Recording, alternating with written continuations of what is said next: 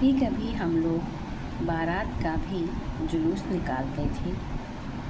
कनस्तर का तंबूरा बजता, अम्बोले को घिसकर शहनाई बजाई जाती, टूटी चूहेदानी की पालकी बनती।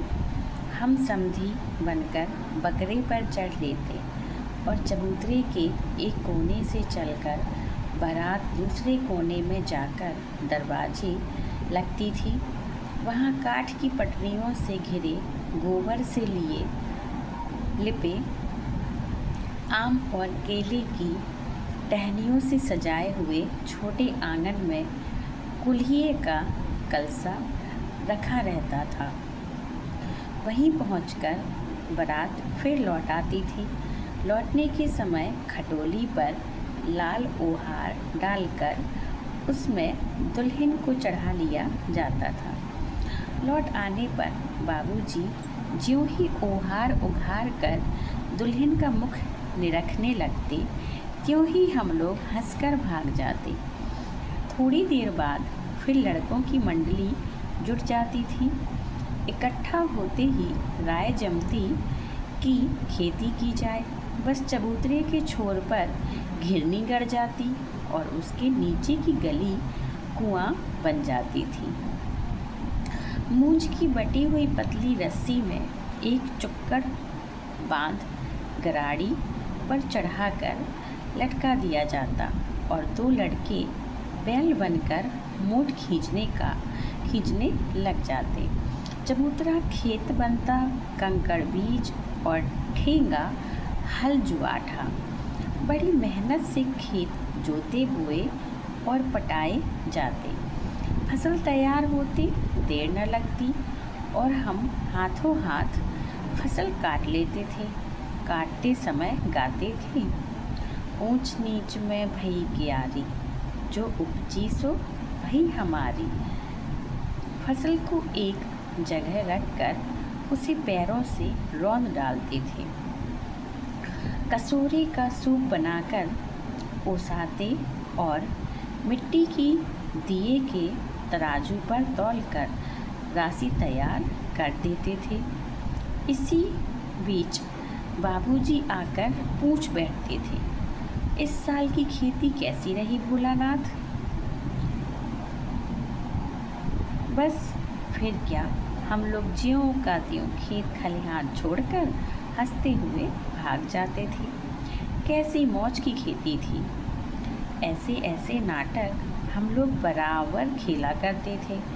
बटोही भी कुछ देर ठिठक कर हम लोगों के तमाशे देख लेते थे।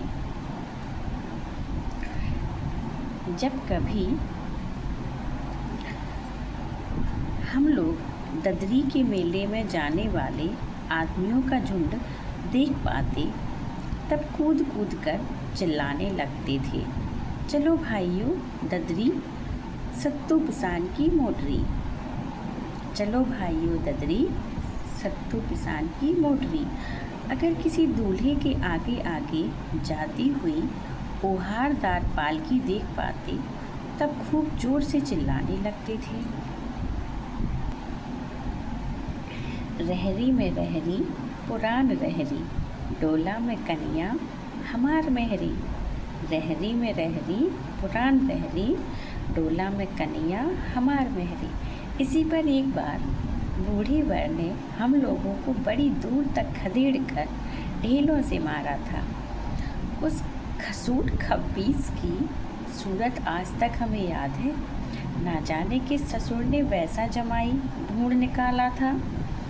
वैसा घोड़ मुहा आदमी हमने कभी नहीं देखा। आम की फसल में कभी कभी खूब आंधी आती है। आंधी के कुछ दूर निकल जाने पर हम लोग बाग की ओर दौड़ पड़ते थे। वहाँ चुन चुन कर धुले धुले गोपी आम चापते थे। एक दिन की बात है, आंधी आई और पट पड़ गई। आकाश काले बादलों से ढक गया। मेघ गरजने लगे, बिजली कौंधने और ठंडी हवा सनसनाने लगी। पेड़ झूमने और ज़मीन चूमने लगे। हम लोग चिल्ला उठे, एक पैसा की लाई बाजार में छितराई। बरख उधरे बिलाई, एक पैसा की लाई, बाजार में छितराई, बरखा उधरे बिलाई। लेकिन बरखा न रुकी और भी मूसलाधार पानी होने लगा। हम लोग पेड़ों की जड़ से धड़ से सट गए, जैसे कुत्ते के कान में अठई चिपक जाती है। मगर बरखा जमी नहीं, थम गई। बरखा बंद होते ही बाग में बहुत से बिच्छू नजर आए। हम लोग डर कर भाग चले। हम लोगों में बैजू बड़ा ढीठ था। संयोग की बात, बीच में मूशन तिवारी मिल गए। बेचारे बूढ़े आदमी को सूझता कम था। बैजू उनको चढ़ाकर बोला, बुढ़वा बेईमान, मांगे करेला का चोखा। हम लोगों ने भी बैजू के सुर में सुर मिलाकर यही चिल्लाना शुरू किया। मूसन तिवारी ने भी तहासा खदेड़ा। हम लोग तो बस अपने अपने घर की ओर आंधी हो चले। जब हम लोग ना मिल सके तब तिवारी जी सीधे पाठशाला में चले गए। वहाँ से हमको और बैजू को पकड़ लाने के लिए 4 लड़के गिरफ्तारी वारंट के लेकर छूटे।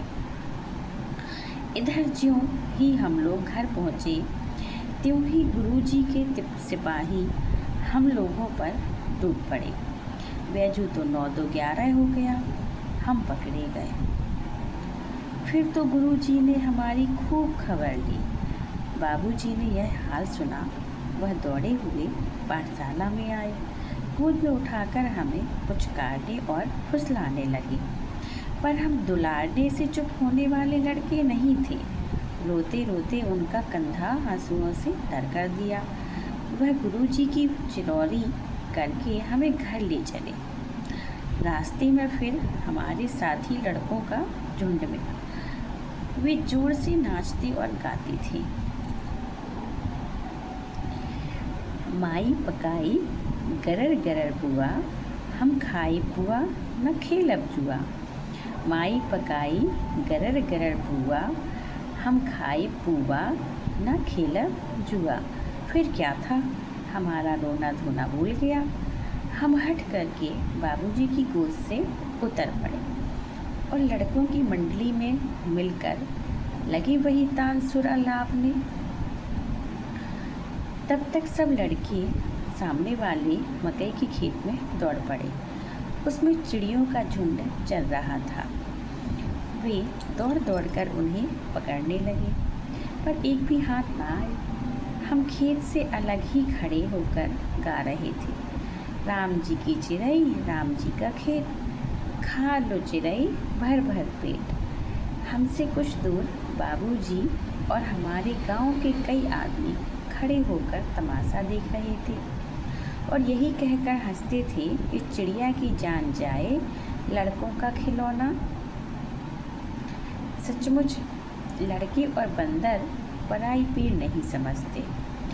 एक टीले पर जाकर हम लोग चूहों के बिल से पानी उलीचने लगे। नीचे से ऊपर पानी फेंकना था। हम सब थक गए। तब तक गणेश जी के चूहे की रक्षा के लिए शिव जी का सांप निकल आया। रोते चिल्लाते हम लोग बेतहासा भाग चले। कोई औंधा गिरा, कोई अंटा चिट, किसी का सिर फूटा, किसी के दांत टूटे। सभी गिरते पड़ते भागे। हमारी सारी देह लहूलुहान हो गई। पैरों के तलवे कांटों से झिल्ली हो गए। हम एक सुर से दौड़े हुए आए और घर में घुस गए। उस समय बाबूजी बैठक के ओसारे में बैठकर का गुड़गुड़ा रहे थे। उन्होंने हमें बहुत पुकारा, पर उनकी अनसुनी करके हम दौड़ते हुए मैया के पास ही चले गए। जाकर उसी की गोद में शरण ली। मैया चावल अमनिया कर रही थी। हम उसी के आंचल में छिप गए। हमें डर से कांपती देखकर वह जोर से रो पड़ी और सब काम छोड़ बैठी। अधीर होकर हमारे भय का कारण पूछने लगी। कभी हमें अंग भरकर दबाती और कभी हमारे अंगों को अपने आंचल से पोंछकर हमें चूम लेती। बड़े संकट में पड़ गई। झटपट हल्दी पीसकर हमारे घावों पर थोपी गई। घर में कोहराम मच गया। हम केवल धीमे सुर से शा शा शा कहते हुए मैया के आंचल में लुके चले जाते थे। सारा शरीर थर-थर काँप रहा था। रोंगटे खड़े हो गए थे। हम आंखें खोलना चाहते थे पर वे खुलती ना थी। हमारे कांपते हुए ओंठों को मैया बार बार निहार कर रोती और बड़े लाड से हमें गले लगा लेती थी। इसी समय बाबूजी दौड़े आए। आकर झट हमें मैया की गोद से अपनी गोद में लेने लगे। पर हमने मैया के आंचल की प्रेम और शांति के चंदोबे की छाया ना छोड़ी।